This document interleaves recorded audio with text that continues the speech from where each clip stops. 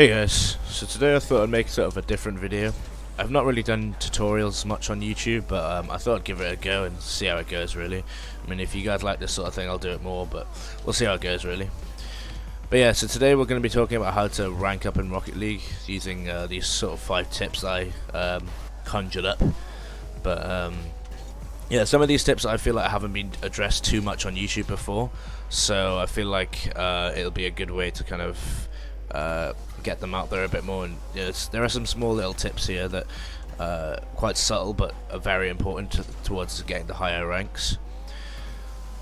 So I'm currently champ 3 in 2s and 3s, I believe. Yeah, and yeah, I'm not like obviously the best of players. I'm not like qualified to I'm not qualified to give all of these tips, but I feel like I'm higher than the majority of the player base on Rocket League.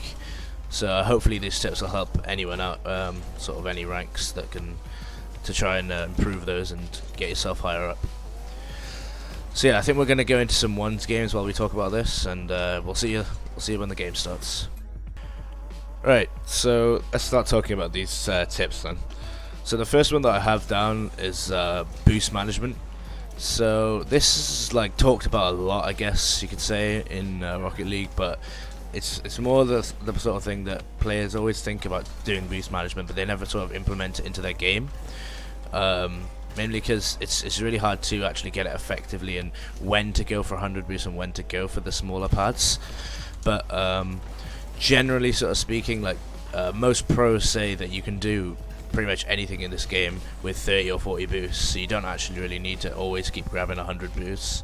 It's a bit different for ones and things like that. Obviously this isn't the best gameplay. I was trying to get replay files, but it kept crashing on me for some reason. But yeah, the boost management is very important into the higher ranks, because as you go further and further, the pressure will be kept on your half a lot more, and you'll have less and less time to get boosts, and there will be less and less boosts, like big boosts, 100 boosts in the corners of your half and in the mid as well, because they're always going to be taken by other people, because especially in 3s it's so hectic that people are always going to have time to take boosts, and opponents will try and boost starve you and everything.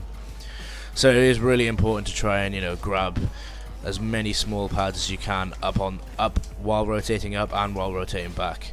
So that's definitely most important, to try and improve your boost management skills and kind of conserve your boost, and don't really need to use it whenever you need to. So yeah, that's kind of like the first sort of thing I have for you guys. Also, on the note of boost management, I think it's also important to kind of feather your boost when you go up for aerials and things like that, because otherwise if you don't feather it too much, you can easily use 100 boosts within a matter of seconds, and it won't really have much point and impact on the game, even if you don't get a good touch or anything like that. But yeah, moving on to the next tip is 50-50s. Now, I can't stress enough the amount of importance that 50-50s have in this game. They are literally like everything that is useful to have, and if there's one skill that you need to know in this game, for especially 2s and 3s, it is 50-50s. 3v3s essentially, from a lot of pros' perspective, is just a series of 50-50s over and over again, and especially at the pro sort of level, it's literally everyone's so quick to the ball, and they can all be about the same sort of pace that 50-50s are generally just always happening in 3s. 2s not so much, because you have a bit more time, but your 50-50s are more important in 2s because there's less people on the pitch. So if there's less people on the pitch, you have to get even better 50s to try and win the game. I noticed that when me and I play 2s with either my teammates or solo queue, I find that if my 50-50s are on point, I will generally play like I'm noticed as playing well, or I am sort of normally going on a win streak and winning a lot of games. But I find that when my 50-50s are not good, then it's normally just a series of losses and getting tilted and things like that. So 50-50s are genuinely one of the most important things in this game. As for 50-50s and 3s, they're one of the most important things to try and score, useful tips to try and score, because in 3s, most of the time, unless you're defensive or unless you're in the lower ranks, like once you get to maybe champ or above, it actually gets pretty hard to score in threes because everyone's rotation gets pretty good.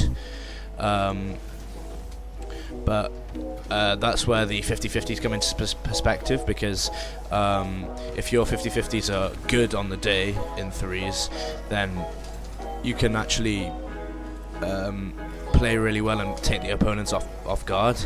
So say, for example, if you're in the midfield and you get a 50-50 with one of their second or middle rotating players, most of the time, if it's a good 50, you can try and beat the third player or get your teammate to try and score on the third player, try and beat him.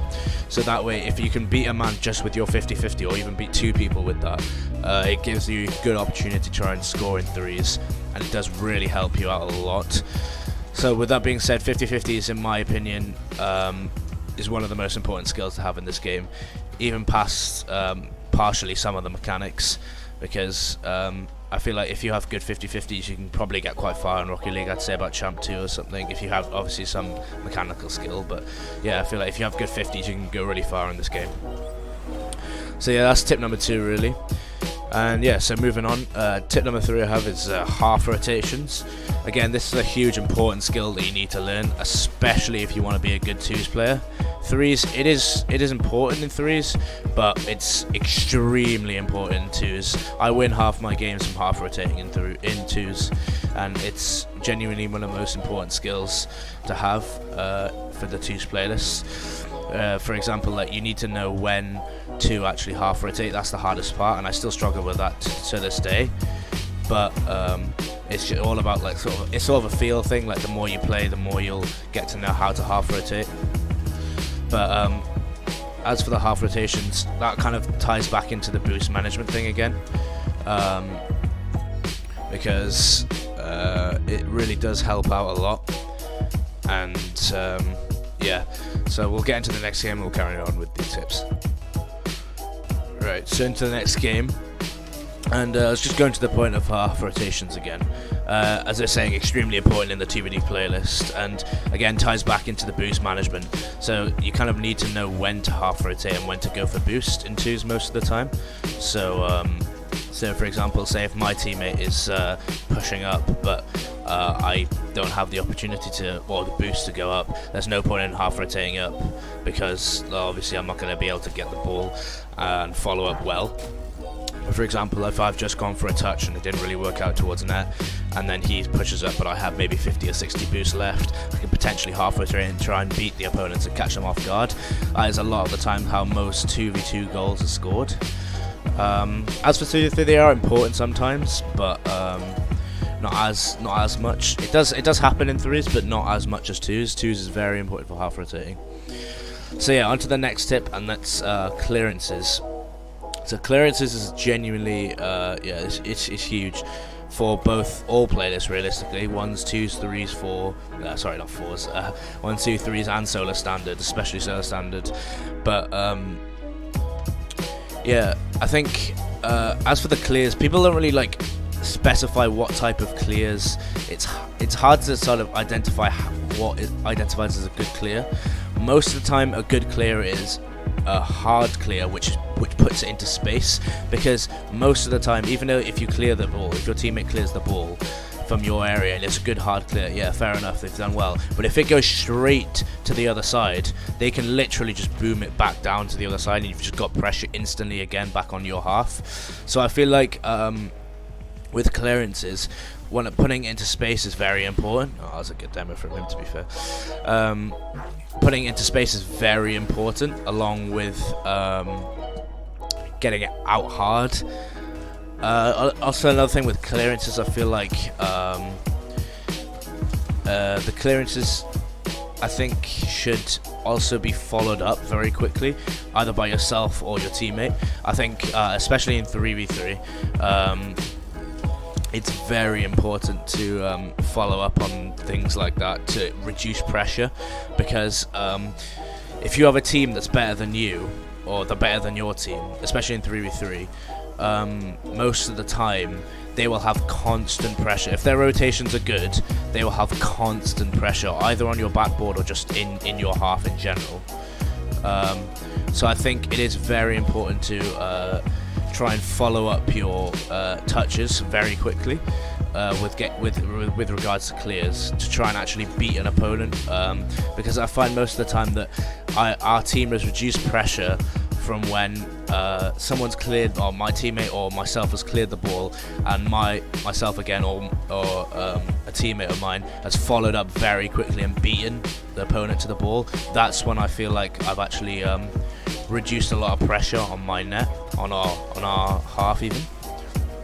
So yeah, those sort of clears are very important to try and do, and I feel like that again comes with time, but there is an element of skill that you can do. Wow, this guy is doming me. There is an element of practice you can do to those. There are some custom trainings where you can try and hit it into space properly, but again, I feel like one of the best ways to do that again would be free play, because free play allows you to get good hits on the ball along with follows up, and because you have unlimited boost there, I think it gives you a bit more time and telling you what you can and can't go for in terms of your skill level. What can you hit and what can't you hit, and if you can't hit something, improve on it and see where you can go from there. Yeah, so that's regard to clears. That's some useful tips there. And the last one that I don't really get mentioned much at all on YouTube or anywhere for that matter is being clinical. Being clinical is one of the most important things in this game, because if you can't be clinical, you're not going to score. Just straight facts. So if you can't be clinical, I think shooting in this game has never normally been my strong point. Like, I've been good at beating people to the ball and other things like that, but shooting is definitely not been one of my strong points for the most part. And I feel like a lot of people also sort of feel pressurized, especially more so when it's an open net rather than anything else. But I feel like the pressurizing of shots does really help. Doesn't help, sorry, with the sort of shooting mechanics in this game. But I feel like there are a lot of training packs out there to help on shooting, and I feel like if the best sort of shots are the ones that are hard, accurate, and put it high rather than low, because most people can, from all ranks to be honest, can save low shots. Like, it's very easy to save low shots. But when it's gone into that top corner and you've actually boomed it in with a lot of speed, it's very difficult to save, even for the best of players.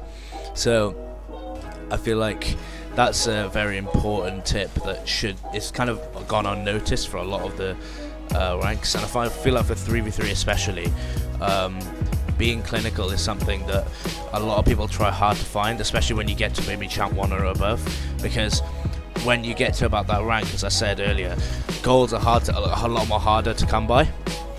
So I feel like most of the time it's actually difficult to get an opportunity to score. So when you do have an opportunity, you really do need to take those sort of opportunities and try and get your team either back into the game or get the lead.